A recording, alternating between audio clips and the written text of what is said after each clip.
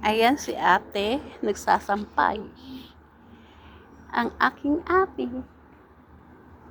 nagsampay-sampay. Kukuha kami sa garden ng roka.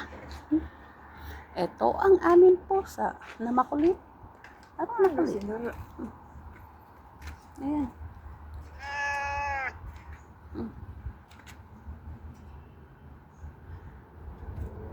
Yala boy.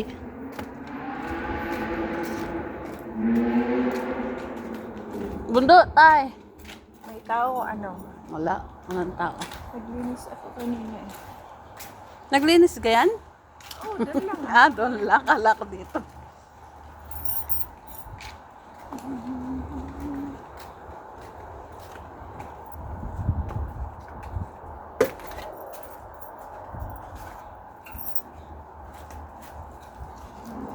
Karami kong avocado.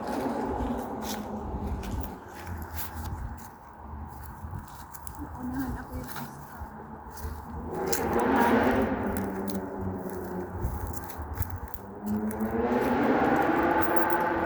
ang daming ano.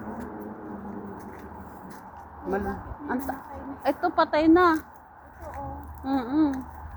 Hindi, pero bumubunga pa.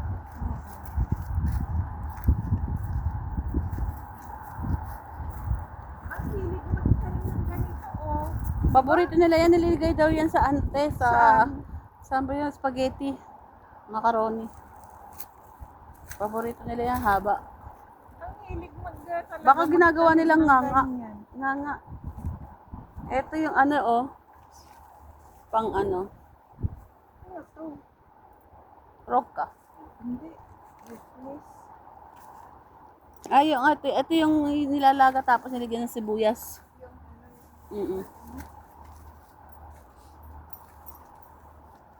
Gagawa na roka si ate. Ito sibuyas to, te. Hindi ko alam. Ito, tulungan kita.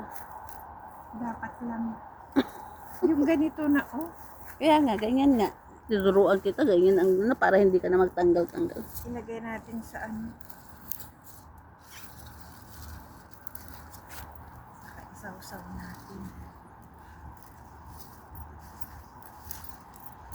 Mura naman kasi.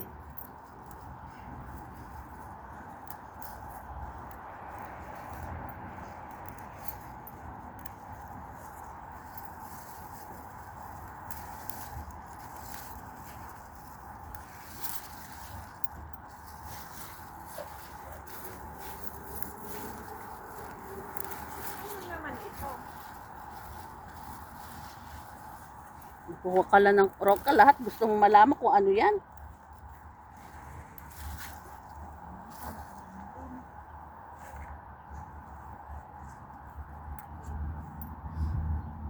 Wala pa si Tabanis. Si Patricia.